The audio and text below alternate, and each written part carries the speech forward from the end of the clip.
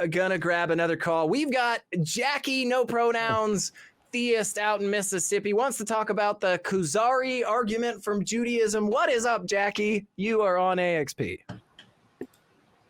Hey, what is up with you, handsome gentlemen? Not too much. Just taking calls. Okay, so basically in this call, I would like to present the basic premises of the Kuzari argument for Judaism. And basically, the argument's premises are that because the entire Israelite nation, the entire Jewish nation testifies to the revelation of the Torah at Mount Sinai, that's evidence that God exists. Or it's highly improbable that like 1 million plus people would have conspired to forge Judaism. That's a claim that they saw it. He says you have to prove that the entire nation of Israel saw that. So you're claiming that something significant has happened, and that something significant shows that there's a God. But can you prove that that significant thing actually happened? Well, 1 million plus Israelites testified to it. Is that not evidence? 50% of the modern Jewish people are actually atheists. Yes, but they're not the ones who lived during biblical times who testified to it. No, Okay, so you're saying that the ancient Jews, 1 million people saw God revealing himself, right? 1 million. And then I say, how do you know that? And you say, because they testified. So first of all, we don't have any evidence that they did testify, but even if they did, that doesn't make it real just because 1 million people said so. But you don't even have evidence that 1 million people did testify at the same time that they saw God reveal himself. Where's the evidence for that? We don't have such an evidence. But just to clarify, if 1 million people testify to something, does not count as some level of evidence? where can we find these testimonies? 10 people. Justin. It's recorded in the Torah that 1 million plus Israelites about. Okay. Well, it'd be about 2.5 million according to the Book of Numbers, because there were 600,000 fighting men that left Egypt. But that being the case, we don't have thousands of accounts. We've got just a biblical account, and the documents for the Bible are almost 900 years after the fact. The oldest biblical document that we have is 2 little silver amulets from Ketef Hinnom that have a little inscription, a blessing from the Book of Numbers, and that's many hundreds of years after the supposed Moses would have lived. And the book that also attests to these laws being given is full of bad science, contradictions, failed history, failed predictions. So I wouldn't find it to be a reliable witness of anything. Also, Jackie, I just wrote on this piece of paper that 1 million people saw me create the universe, okay? So what do you have to say to that? So where do you think the biblical authors got the reference for 2.5 million Israelites? Where do you think they got What does that it matter? Well, What does it matter? Maybe they just made it up. What I'm saying is the Book of Numbers gives you a reference. It says there were a little over 600,000 fighting men that left Egypt.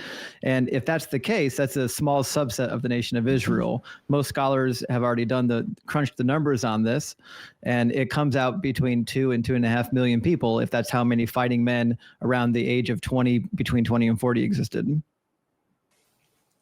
Okay, so do you deny that a significant number of people testifying to the same exact event is evidence that event happened? Not proof. Those people didn't testify to it. No, not yeah. What we're saying is, we do not accept that we do actually have that testimony from all those people to begin with. But even if we did, we'll give it to you. Hey, we've got it. But that still does not indicate the thing that you're saying. But we don't have that. We don't even have it to begin with. And based on your argument, we should be Christian then, not Jewish, because Christians say the same thing. Like, a shit ton of people saw Jesus. There's one person claims that a shit ton of people saw Jesus ascend to heaven. So there's millions of people that watched Muhammad split the moon in half.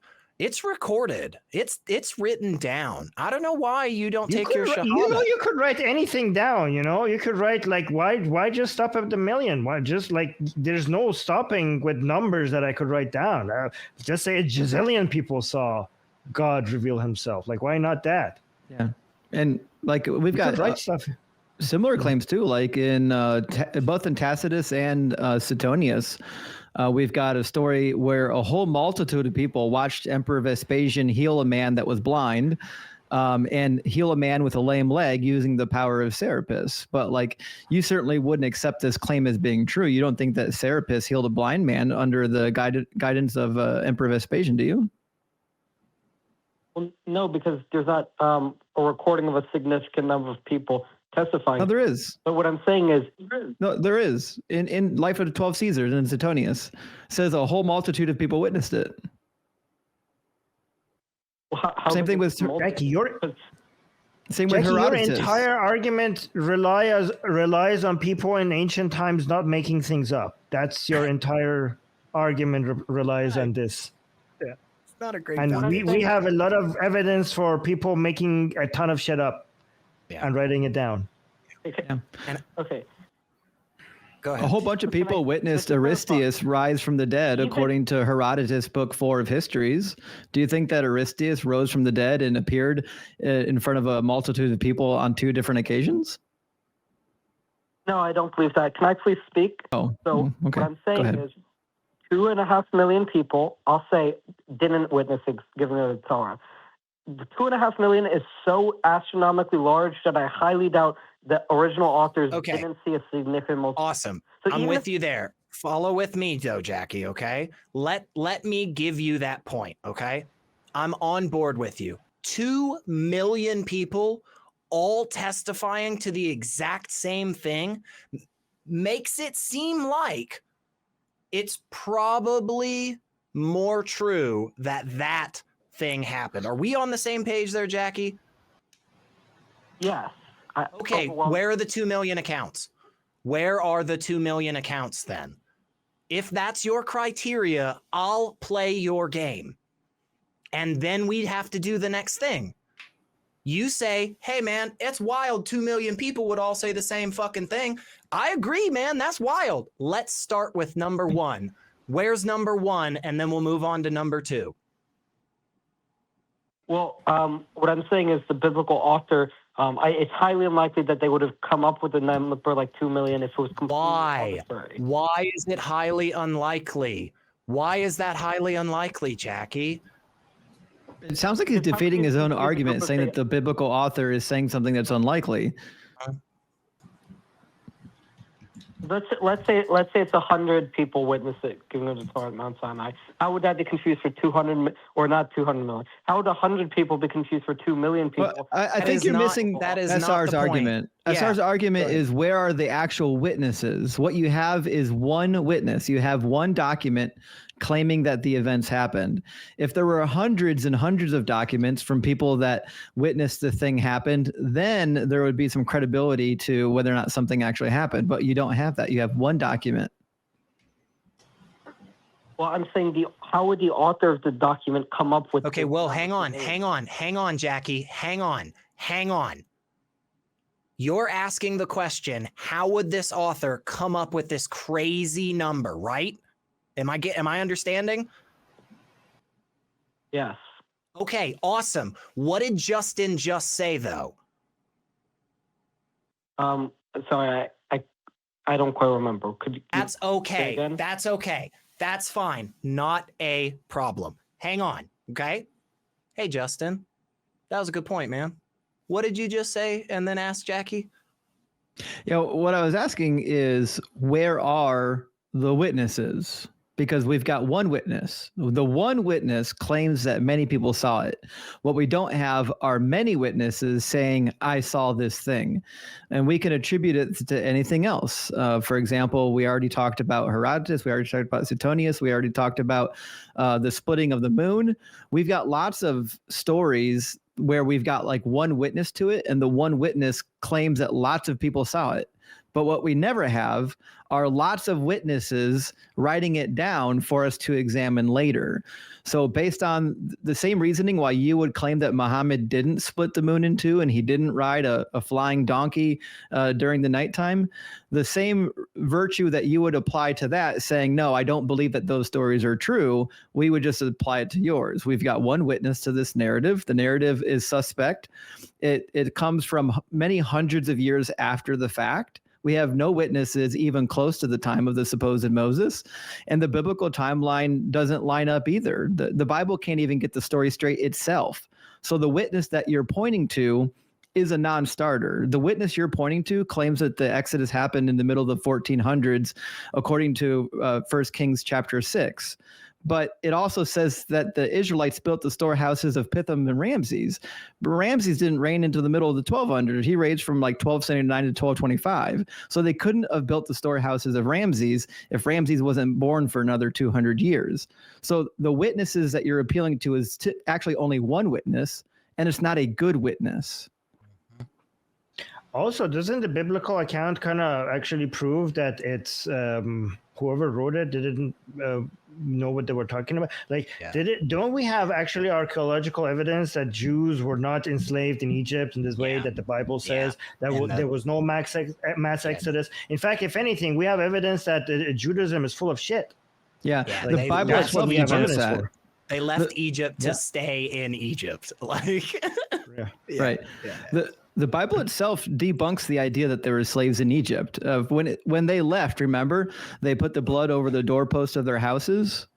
Slaves don't own their own individual houses. Yeah, duh. Oh my God, duh. That's a really, oh my God, that's a really good point. There's no way they were literal slaves there. Holy, that's the first time I've thought about that, Justin. That's wild. I cannot believe I have never pointed that out before in that story. Like, oh yeah, just put the blood over your house. How? Where the fuck are they living? Oh my God, that's crazy. Okay. Anyway, Jackie, I know. And Justin, no, wait. I want to ask this from Justin. So, and also archaeological evidence shows that the Jews were actually, there was a rebellion against the Canaanites. They came from that area. It wasn't like they came in from another place and started a war. This was an uprising of people who lived there against the people who were ruling over them from that. And they took the story of this mass exodus from some other people and they copied it and they brought this to religion. This is what the archaeological evidence shows. Is that correct? Yeah, and so this is along the lines of what you would hear from like Israel Finkelstein or William Devers on the population exodus theory. It's much more likely, given the archaeological data, that the majority of the people were actually indigenous Canaanites, and that there was a small group of people that might have migrated from like the Midian region, northern into Judah, and then formalized their own kingdom. And then eventually they grew powerful enough to merge with Israel proper and become their own kingdom. But it's very clear from the Amarna tablets. There's about 315 tablets from El Amarna that document what things were like in the middle of the Bronze Age around the 1300s when the Exodus theoretically would have been going on. And it's very clear in these tablets that Egypt still ruled over all of the land of Canaan. All of the towns within Canaan were sending letters back and forth to the Egyptian pharaoh saying, hey, listen, we need your help. Since you are in charge here, we need you to send provisions. We need you to send help, because all of the land, they couldn't escape Egypt and then go back into Egypt. Egypt was the entire land at that time.